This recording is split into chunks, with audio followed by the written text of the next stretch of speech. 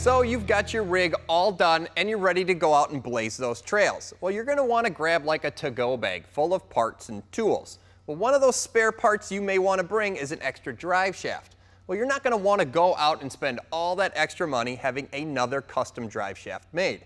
So we're going to show you how to make a drive shaft that'll get you off the trails, back to base camp, and then up on your trailer. We'll measure from center of U-joint to center of U-joint. It's about 33 inches.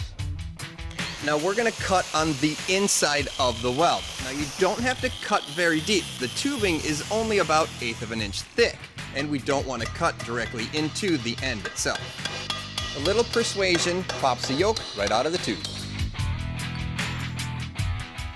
All right, now we know we want our center of U-joint to center of U-joint to be about 33 inches. And since we cut this off, this measures about 2 inches from cut line to this center of the U-joint. So we're going to have to go back to our original line of 33, subtract 2 inches, mark our straight line, and we'll cut it there.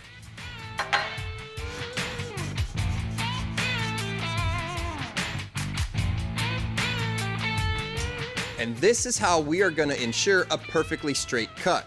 We cut a piece of sheet metal on our shear and we're going to hold it on with a hose clamp. Then we're just going to lay the cutoff wheel right alongside and cut it off completely straight.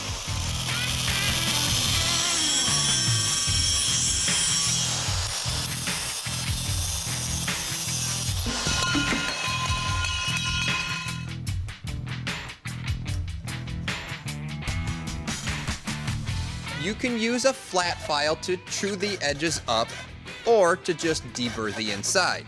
Now we're also going to use one of our grinders to bevel the edge to give us a stronger welding surface.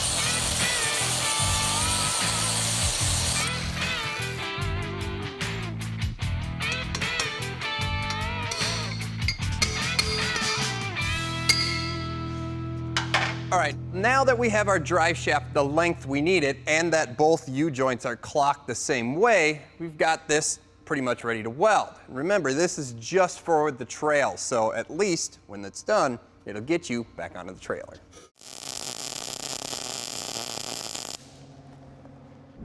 Now that our drive shaft is completely welded up, we'll go ahead and go over to the press and press our slip yoke and new U-joint on, and the drive shaft will be ready for the trails.